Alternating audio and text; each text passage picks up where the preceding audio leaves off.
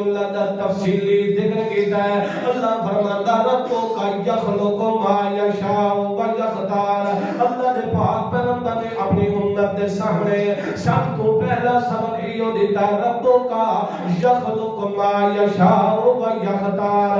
ساری کائنات دی تخلیق کرنے والی ذات کہندی ہے ربو کا یخلق ما یشاء. او جڑا کچھ چاہندا ہے پیدا کردا ہے. او جڑا کچھ چاہندا ہے کسے نوں تاں دھیاں دے دیندا ہے, کسے نوں پتر دے دیندا ہے, کسے نوں دھیاں تے پتر رلا کے دے دیندا ہے تے کسے نوں بے اولاد کر دیندا ہے, کسے نوں محروم کر دیندا ہے. یا حب لمن